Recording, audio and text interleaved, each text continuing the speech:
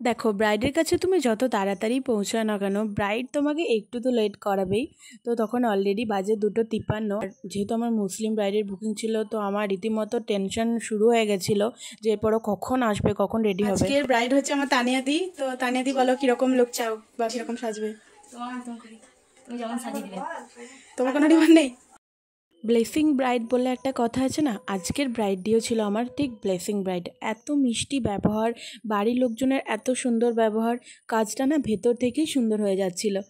আমার এই ব্রাইডের আজকে এইচডি বুকিং ছিল, যেহেতু সেদিন প্রচণ্ড গরম ছিল। তো আমি যেহেতু মেকআপটা আরও সোয়েট প্রুফ আর লং লাস্টিং হয়, তার জন্য আমি এই দুটো প্রোডাক্ট ইউজ করেছিলাম। এই দুটো তোমরা ইউজ করতে পারো রিয়েল ব্রাইডের ওপর, ভীষণ ভীষণ ভালো। দিদির আজকে সেরকম কিছুই ডিমান্ড ছিল না, তোমরা শুনতে পেলে। তো আমাকে অফ ক্যামেরা বলেছিল যে আমার আইসটা যেন তুমি একটু টানা টানা করে দিও, যে আমার ভীষণ পছন্দ ওটা। যত দিদির লুকটা কমপ্লিট হচ্ছিল, আরও যেন মিষ্টি লাগছিল দেখতে। আর আমার এই কলকা তোমরা অনেকেই পছন্দ করো, তার জন্য অনেক ধন্যবাদ। আগামী দিনেও আমাকে অনেক সাপোর্ট করো, যাতে আমি কাজটা আরও ভালো করে করতে পারি। তো আমার এই ব্রাইডকে আমি কতটা মিষ্টি করে সাজাতে পেরেছি তোমরা অবশ্যই আমাকে জানিও।